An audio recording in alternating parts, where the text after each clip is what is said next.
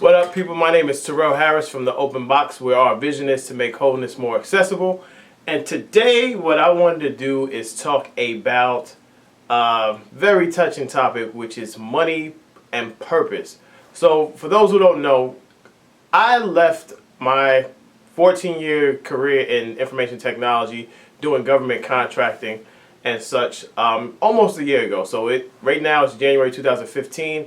My last day on my last contract was March of 2013. So for me, I did graduate from seminary in 2014, May of 2014 for people who don't know me. And I also received a social media certification from Georgetown in, I guess, April of 2014 as well. So I knew my time in IT was winding down because maybe I was going to get into something as it relates to ministry and my master's in divinity. But I wasn't sure exactly what I was going to do. For me, business was actually going pretty well. I had been self-employed for 3 years, full time, and having 14 years experience in information technology is was very, very profitable. No, like very profitable. So, in my mind, what was going to happen when I graduate is I was going to do some ministry stuff on the side, some stuff with the Open Box, and then I was just going to maintain my, 9 to 5, 40-hour contracting job.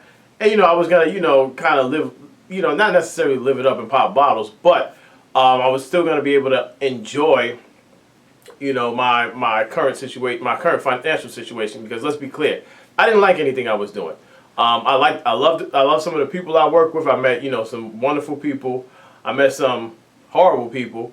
But did I necessarily like the work? Not at all. In 14 years of IT, I don't think I ever liked anything I do, which is actually, yeah, it's pretty scary. I didn't like anything I've done. But anyway, so as I was getting closer and closer to graduation and the end of that contract. One of the things I was reminded by was Brooke let me know. She was like, you're not going to be in government contracting for so long or when you finish because you're not going to want to do it because I could tell that you don't like what you do. I'm like, forget that. The money's good. So what I could do is just work 8 to 9 hours a day, travel, an hour each way to work and, collect a paycheck and the paycheck's going to hold me. It held me for 14 years, but, once, seminary came around and I realized I didn't necessarily want to do it, it didn't hold me anymore. So the contract ends. So now I'm on the search scrambling for another contract. I had a pretty solid cushion, so there was no worries there. But for me, I knew exactly what I was gonna do. If another contract came up, I was gonna take the money. So my bold and crazy prayer to God was, God, if you want me, or if my purpose is outside of information technology as it relates to government contracting, you have to close every door because I'm always going to take the bag of gold. So I would get close to these situations and doors would shut in my face. So after about 3 or 4 months of looking for these contracts, Brooke was like, well, if you're going to be faithful, you need to just quit the government contract, quit searching for contracts and look for jobs in your arena, which was going to be, I thought it was going to be social media. So I did social media and nonprofits. None of those things, popped up. Then this job opportunity opened up at Wesley Theological Seminary. So it was perfect. It did, the job was requiring everything I like to do: photography, video, social media stuff, and of course ministry. So my purpose was aligning, and I was placed in the position that actually worked for me because my target audience was going to now be, future seminary students, current seminary students, churches, and anyone looking, to be involved in ministry, which was, a step in the right direction. So what came up was, now that I'm being offered this job, would I be willing to take a pay cut? And it was a pretty significant pay cut, to say the least. So looking at it, as I had to weigh the options. Was I going to trust God and trust that God will provide and trust that this would be the job for me? Or was I just going to scrap that because the pay was too little and figure out, or wait for this huge payday? So I actually decided to take a risk. I took the pay cut and took the job, and it's been one of the most, I've only been there less than 90 days, and it's been, a very good experience. The people are friendly.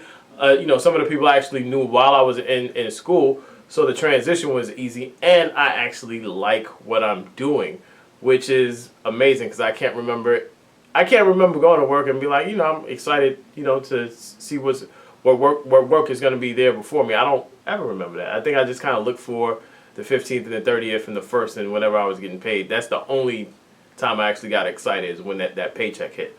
So the thing I want to challenge you with that long story, what I wanted to challenge you all watching this video is, do not always chase the money, because chasing the money doesn't necessarily lead you to your purpose. At times, some of us will be extremely lucky to be in a position where we're making, a whole bunch of money and we're in line with our purpose. Some of us will be in positions where we're maybe in service positions or helping positions or teaching positions where the money may not be as much as our friends are making, but the job will satisfy you, you'll feel fulfilled, and you'll actually be happy.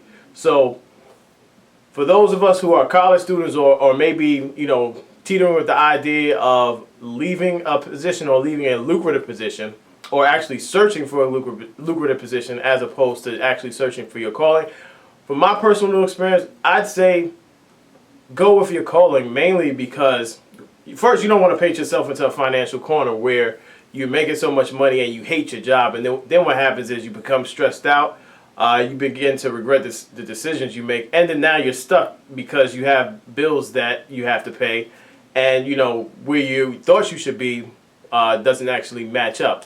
I also challenge you all in this position who you may be tinkering with the idea of pursuing your calling and not chasing the money. I challenge you to actually be in prayer and take the risk. If someone watching this video knows that they're in a position that they're not supposed to be in. Now, if there's no way for you to do this financially, I understand that. What you can do is work your way towards your purpose and towards your position. You may want to, whether it's picking up, a part-time job if you have the time, whether it's doing some volunteer stuff, you want to work your way towards your purpose, because ultimately it's going to make you happy. And the happiness you'll get from being in your purpose is way greater than any happiness that a paycheck can provide you. Because trust me, if you hate your job, you're going to hate traveling to your job. If you hate your job, you're probably not going to like the people you work with. And ultimately, that's going to wear on your health. So I hope this message helps you. For me, listen, I'm excited to be finally on the right path. It's been a long journey. Be inspired, because, some people may be able to skip steps and kind of just hop in that purpose lane real quick. Some people like me may not listen and may not hear God initially, but you'll still get there in time. But don't be like me. It took me 14 years to take the risk, so don't wait that long, because it could be detrimental to your health. Peace and blessings. Comment below. You can follow me at Mr. Terrell Harris on Twitter. You can follow the Open Box at the Open Box on Twitter. Visit us on or at theopenbox.com. Peace and blessings. Comment below. Like the video. Share the links. Do all that stuff. Gone.